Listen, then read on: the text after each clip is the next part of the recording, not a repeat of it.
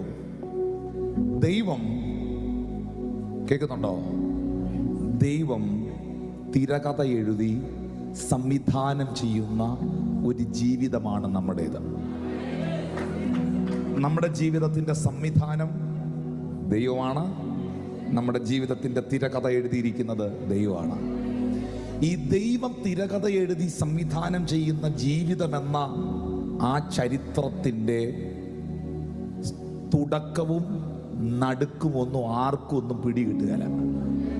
പക്ഷെ ഇതിൻ്റെ ക്ലൈമാക്സ് ആൾക്കാരെ ഞെട്ടിക്കും.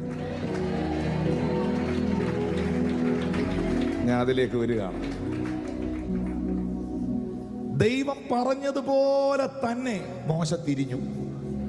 ദൈവം പറഞ്ഞ റൂട്ടിൽ കയറി.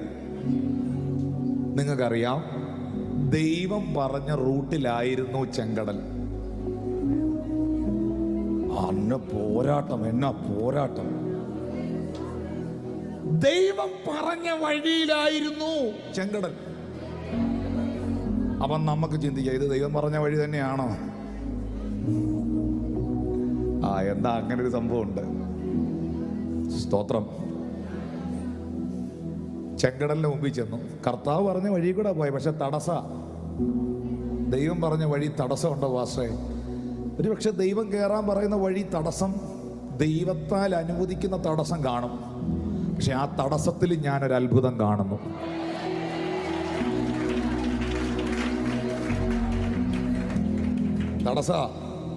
ചെങ്കടലിന്റെ മുമ്പിൽ ഇവറ്റകൾ വന്നു പെട്ടു.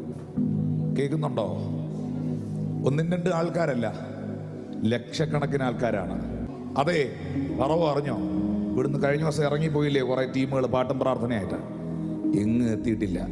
ചെങ്കടലിന്റെ മുമ്പിൽ കിടപ്പുണ്ട്.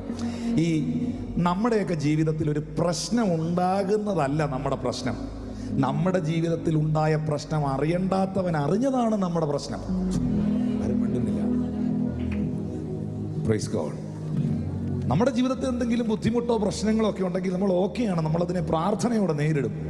പക്ഷെ നമ്മുടെ ജീവിതത്തിൽ സംഭവിച്ച ആ പ്രതിസന്ധി, ആ വിഷയം, ആ പ്രതികൂലം അറിയണ്ടാത്തവൻ അറിഞ്ഞതാണ് നമ്മുടെ ഏറ്റവും വലിയ വിഷമം.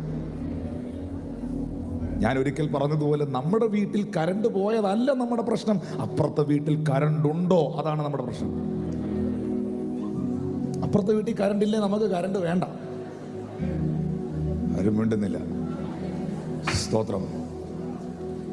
ഇവർ ചെങ്കടലിന്റെ മുമ്പിൽ വന്ന് പെട്ടു എന്ന വിവരം ഈ റൂട്ട് എടുക്കാൻ പറഞ്ഞ് ഇവരെ ഇവിടെ എത്തിച്ചിട്ട് ഈ ദൈവം പോയി ഫറവോനോട് പറഞ്ഞു.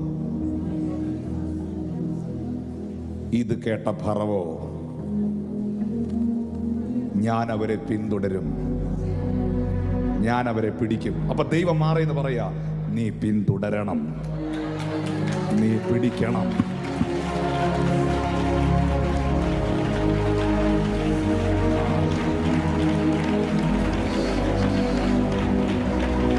നീ പിന്തുടരണം, നീതി നിറങ്ങി വരണം, നീതി നിറങ്ങി വരണം, നീതി നിറങ്ങി വരണം. എന്റെ ജനത്തോട് ഞാൻ എടുക്കാൻ പറഞ്ഞ വഴിയിൽ നീ വന്നാലേ എന്റെ ജനത്തിന്റെ വിടുതൽ പൂർണ്ണമാവൂ. നീ വരണം.